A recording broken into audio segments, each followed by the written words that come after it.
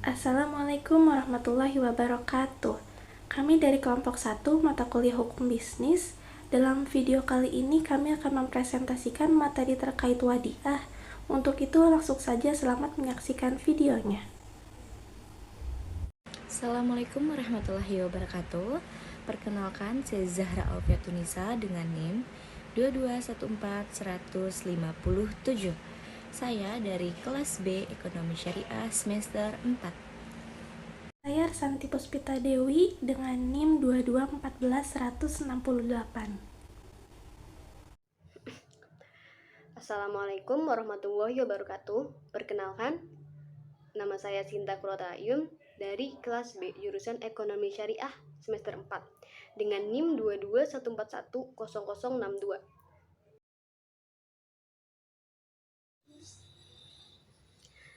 Dalam Fatwa DSN MUI nomor 86 tahun 2012 disebutkan bahwa wadiah adalah akad titipan, sesuatu yang diberikan oleh satu pihak kepada pihak lain untuk dijaga dan dikembalikan ketika diminta kembali. Dengan kata lain, wadiah adalah sebuah aktivitas yang mencakup tentang penitipan barang. Ini dilakukan antara pihak yang ingin melakukan penitipan kepada pihak yang memiliki kuasa untuk melakukan penitipan, serta mendapatkan kepercayaan dengan tujuan untuk menjaga keselamatan, keamanan, serta keutuhan barang atau uang tersebut. Selain menjadi akad, pengertian wadiah juga dianggap sebagai sebuah prinsip dalam menjalankan aktivitas perbankan syariah. Terkait pengertian wadiah sebagai prinsip, kita harus memahami bahwa akad wadiah merupakan salah satu akad yang perlu disepakati dalam penghimpunan dana masyarakat di bank syariah. Operasional penghimpunan dana yang dilakukan dapat berbentuk giro, tabungan, serta deposito. Berdasarkan fatwa yang dikeluarkan oleh Dewan Syariah Nasional Majelis Ulama Indonesia (DSN MUI) nomor 2 tahun 2000 tentang tabungan, dijelaskan bahwa tabungan yang dibenarkan yaitu tabungan yang berdasarkan prinsip mudharabah dan wadiah. Permasalahan wadiah diatur dalam kompilasi hukum ekonomi syariah bab 14 pasal 370 sampai 390. Pembicaraan akad wadiah dalam bab 14 mencakup: pertama, membicarakan tentang rukun dan syarat wadiah. Rukun wadiah terdiri atas muwaddi, penitip, mustauda, penerima titipan, wadiah bih, harta titipan, dan akad. Akad dapat dinyatakan dengan lisan, tulisan, atau isyarat. Para pihak yang melakukan akad wadiah harus memiliki kecakapan hukum. Harta wadiah harus dapat dikuasai dan diserah terimakan. Muwaddi dan mustaudi dapat membatalkan akad wadiah sesuai kesepakatan. Kedua, membahas tentang macam akad wadiah. Akad wadiah terdiri atas akad wadiah amanah dan akad wadiah domanah.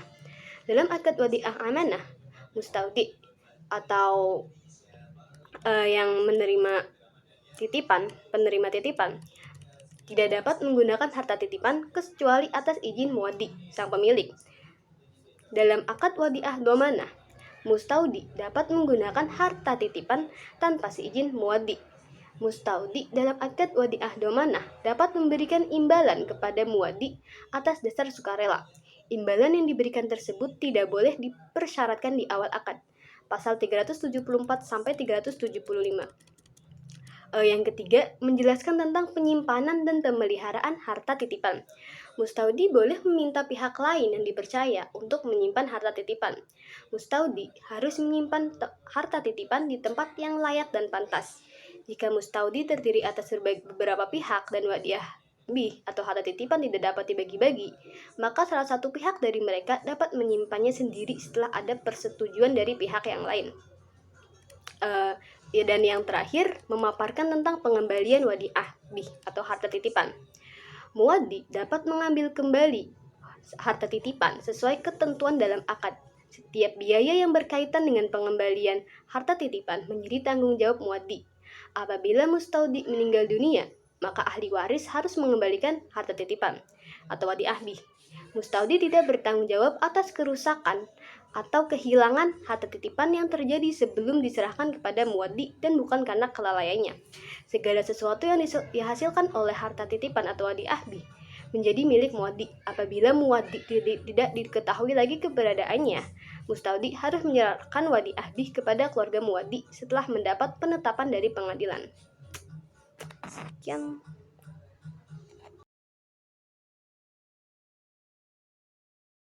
Selanjutnya di sini saya akan menjelaskan mengenai regulasi pemerintah terkait dengan akad wadiah. Regulasi pemerintah Indonesia terkait dengan akad wadiah ini dapat ditemukan dalam berbagai sumber dan peraturan yang mengatur daripada praktik perbankan syariah.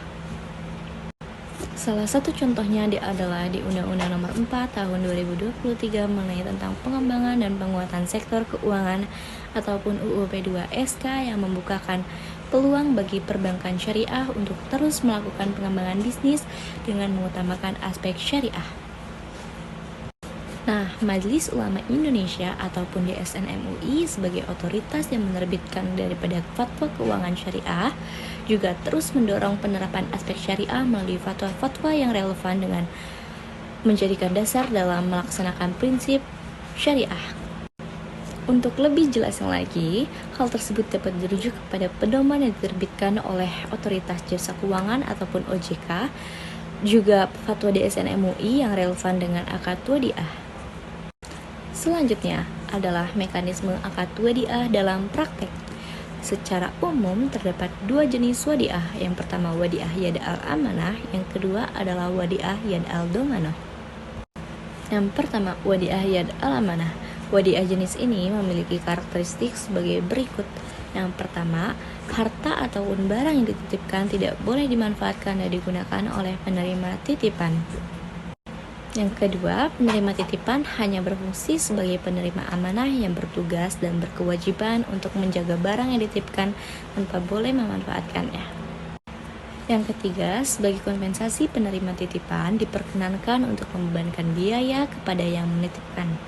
Yang keempat, mengingat barang ataupun harta yang dititipkan tidak boleh dimanfaatkan oleh penerima titipan ataupun aplikasi perbankan yang memungkinkan untuk jenis ini adalah jasa penitipan. Nah, dengan konsep wadiah yad al-amanah, pihak yang menerima titipan tidak boleh menggunakan uang ataupun barang yang dititipkan. Yang kedua, wadiah yad al-domanah.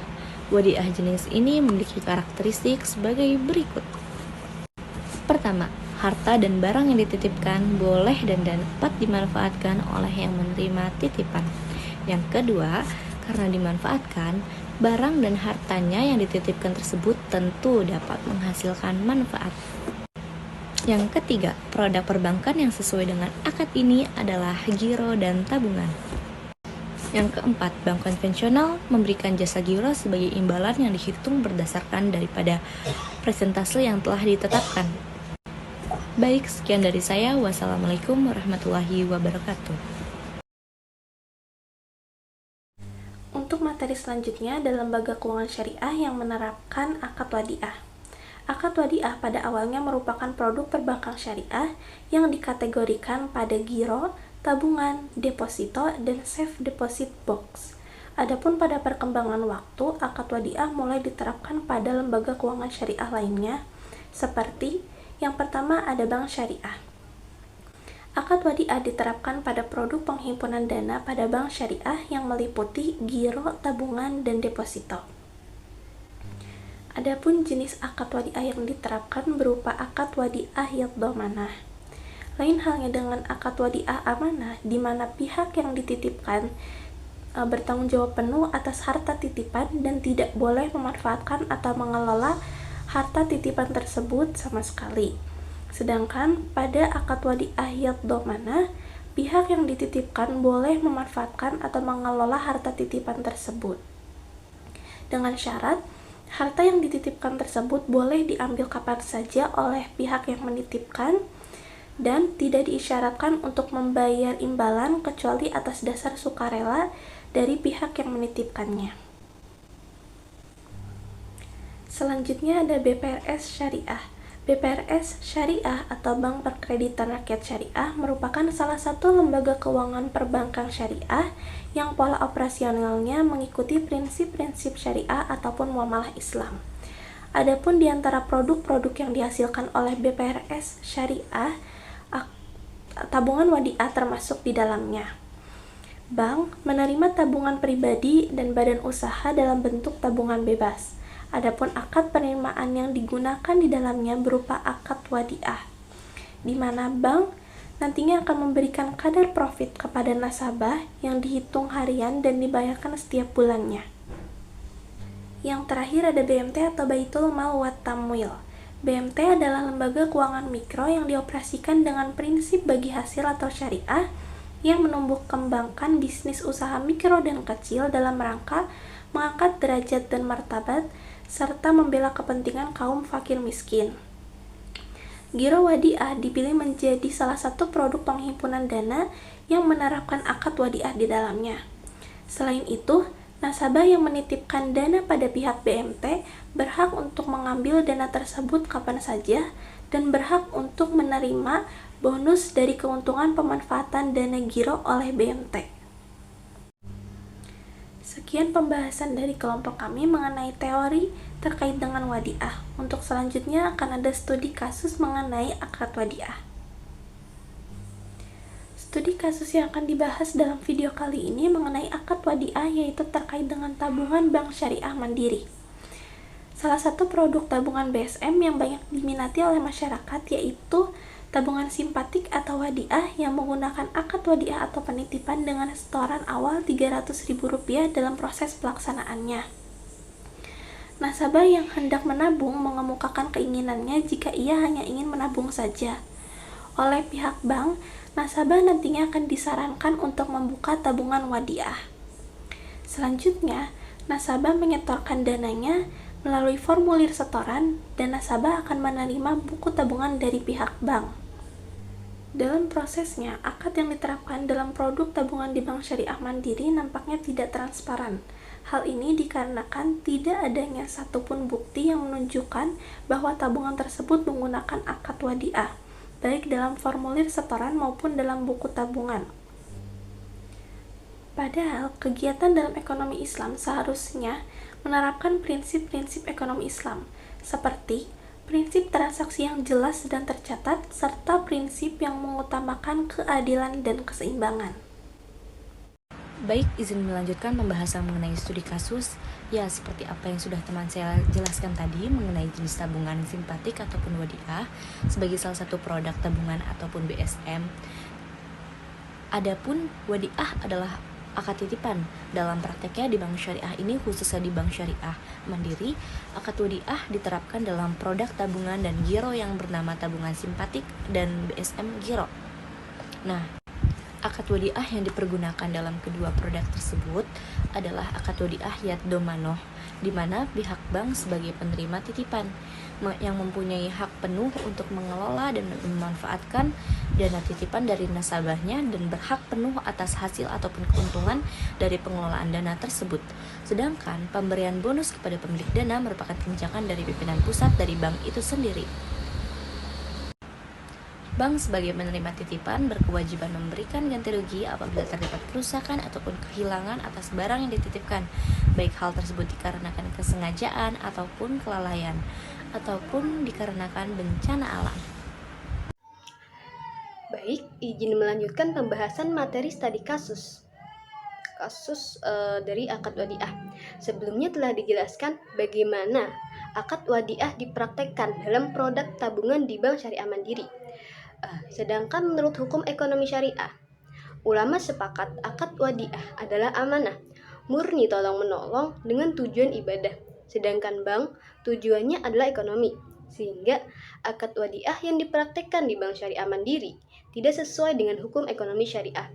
Penerapan akad wadiah dengan menggunakan wadiah yad domanah dalam perbankan syariah nampaknya dipaksakan demi untuk menjaring nasabah sebanyak-banyaknya, di mana mayoritas penduduk Indonesia adalah beragama Islam, juga demi mencari kepercayaan dari nasabahnya. Jadi kesimpulannya,